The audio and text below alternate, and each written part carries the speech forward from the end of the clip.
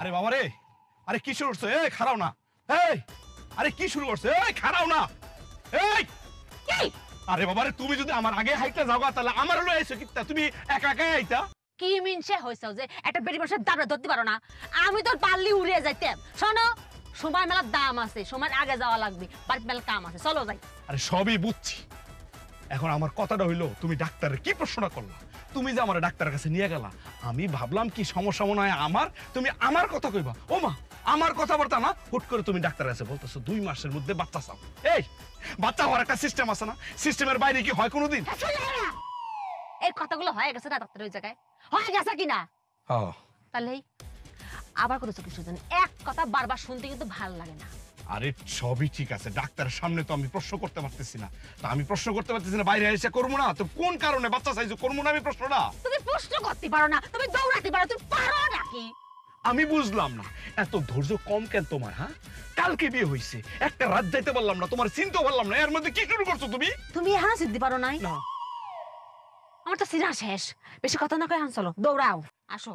আরে বাবা রে, তো হাইতে গেলে সমস্যা নাকি? আমার কথাটা শোনো না তুমি? হ্যাঁ, বারে বারে আমার ধরে আসে দম, তাই তো ধৈর্য একটু কম। বারে বারে এই নাতি দাও, নাতি কো কি দিত? কো, নাতি দাও, নাতি দাও।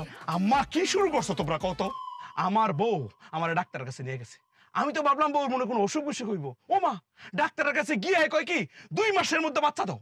এটা কি সম্ভব? আম্মা, সবকিছুর একটা সিস্টেম আছে না? সিস্টেমের আগে কি কোনো কিছু হয়? কি গো বউ, তুমি 2 মাস সময় নিছো, এটা কোনো কথা হইলো?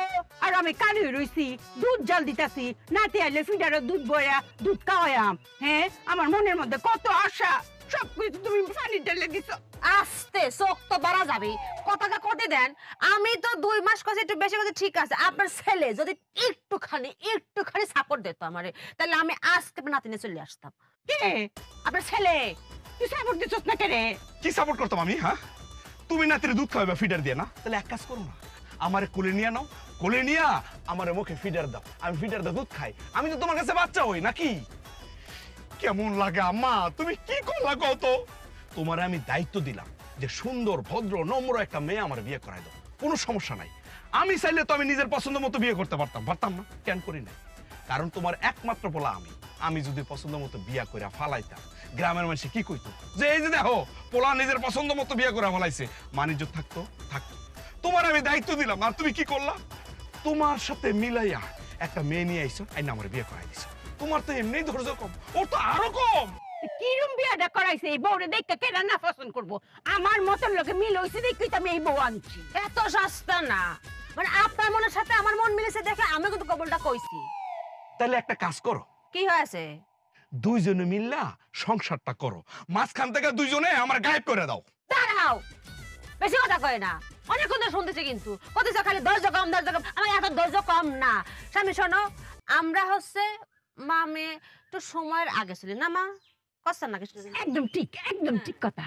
পুত্রে যে কাজ মাইসে 1 ঘন্টা লাগায় করে, আমরা 5 মিনিটে করে লাই। আমরা হইছি গা বউ গড়ির কাদার আগে যাই, গড়ির কাদার পিছে যাই না। ঠিক কথা কইছি না? ঘড়ির কাটা আমাকে পিছে যায়, বুঝছো? তুমগো দুইজনের কথা শুন না আমার প্রেসার হাই হয়ে গেছে। ঘরে যদি কোনো সুক্কা টুক্কা থাকে, কাঁচা আম থাকে, কাইটটা লই আইও, আমি বইলাম এই জায়গাটার মধ্যে। আল্লাহ রে আল্লাহ, মানুষ বলে এত ধৈর্য কম হয়। আম্মা আসেন তো।